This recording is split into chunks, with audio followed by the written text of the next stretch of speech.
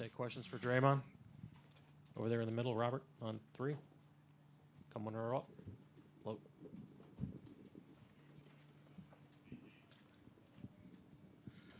Draymond, Robert Littell, BSO. What does this say about this team, the fact that you guys went through all of this and still was able to get it to a Game 6? You know, how do you feel about your teammates, about the team, the 5-year journey, and just kind of encapsulating all of that into, you know, what's happening right now?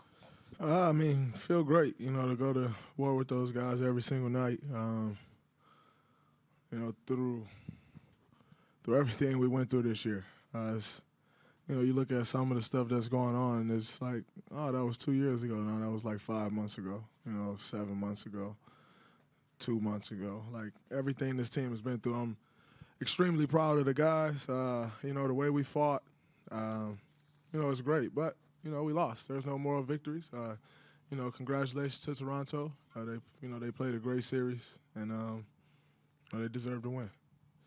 Nick, back here on the left. Draymond, Nick Friedel, ESPN. Just following up on that, how much solace are you guys able to take now and maybe in the months ahead at the way in which you fought in these last few games, as shorthanded as you were with KD and Clay and everybody battling injuries?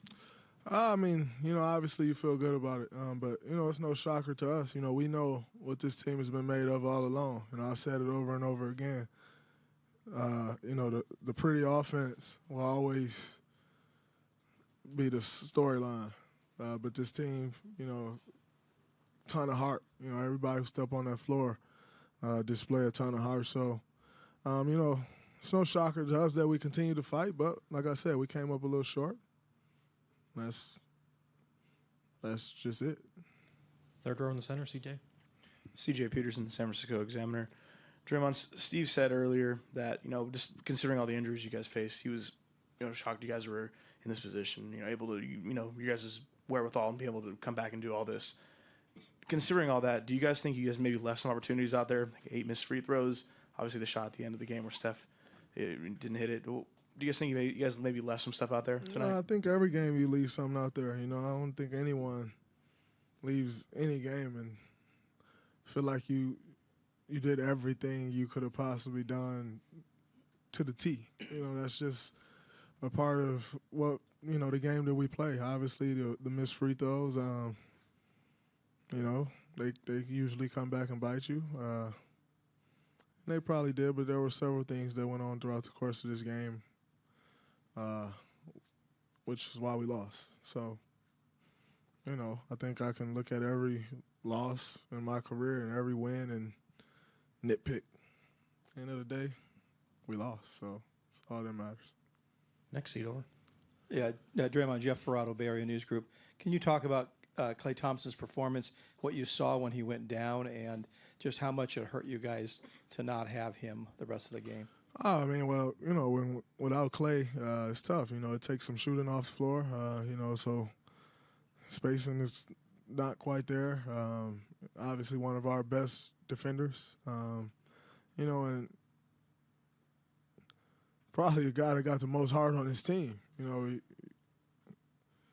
know, it's not really the most popular opinion, but, you know, as a guy who's been with Klay for 7 years, I don't know many people with as much heart as Klay. So, you know, the way he was playing, as aggressive as he was, you know, he was carrying us. And, you know, when he went down, obviously, you know, we lose a lot. But When he came back out of the tunnel, did you know it was just to shoot the free throws, or did you think Klay's coming back, he's going to play some more? I knew it was just to shoot the free throws. But also with Klay, if they would have let him stay out there, he would have stayed. That's just who he is. You see he try to run back down the floor. Like, what are you doing? But that's Klay. How many people is going to play with a hamstring injury? No one. Like, no one does that. So that's just who he is, man. That guy is he's a warrior. And obviously that's, you know, no pun intended with that, but it's no other way to describe him. You know, he's going to give everything he got every time he step on the floor. And even some things that he don't have, which is health. He was going to try to give it more. That's just who he is. That's why we love him. Steve on the right side, fourth row. Steve Ashburner, NBA.com. There's been an end-of-the-run air to a lot of the coverage and discussion even tonight. But some version of you guys is going to show up in the fall and step back out on the court. Will you be dragging an accumulation of wear and tear? What do you expect is next for your group? Yeah, I think everybody thinks it's kind of end of us. That's just not smart. We not done yet. You know, we lost this year. Clearly, just wasn't our year. You know, but it's how the cookie crumbles sometimes. But yeah, you know, I hear a lot of that noise. It's the end of a run and all that jazz. I don't see it happening though. We'll be back. Final two questions in the front and then in the back here. Draymond, Trista Crick, USA Today. Just to go back on Clay, I don't know. I'd just be curious to know if you know this. Did you know he was doing jumping jacks in the tunnel and trying to run back and forth? No, I didn't, but it does not shock me one bit. You know, Clay he's crazy, to say the least. You know, he loved to play basketball, and no matter what he's got, he's going to try to be out there on the floor. So it's not shocking at all. And I'm sure he tried to get back out there on the floor, and they just would not let him. And so, you know, it sucks. Obviously, we're praying that everything is okay. But that's a tough one. Last question, back right.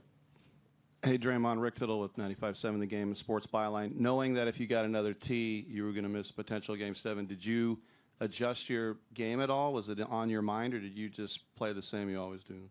No, it wasn't on my mind. I'm not an idiot. I know that I can't get another T, so I'm not really going to flirt that line. You know, I think, you know, if you look at, you know, this entire year, there was a lot of noise about players and officiating and the back and forth, and I think over the course of the last 8 to 10 weeks, that all has been cleaned up. You know, from both sides. Officials, I think, were a lot better in communicating with us, and I think players, in turn, showed the same respect to those guys. So, you know, I had some conversations with officials today, but you know, that's allowed. I think, you know, there's kind of this narrative of we don't work together. We all work together to put a great product out there on the floor and represent this league the way we all want it to be represented, as we all are part of the makeup of this league. So, you know, I had conversations with officials, but yeah, I'm far from dumb as people think I am. You know, I know I control myself a tad, just a little bit. Thank you, Draymond. Appreciate all y'all this year. It's been great. You know, y'all have done a great job of helping grow this game, so thanks to everything y'all do, for everything y'all do.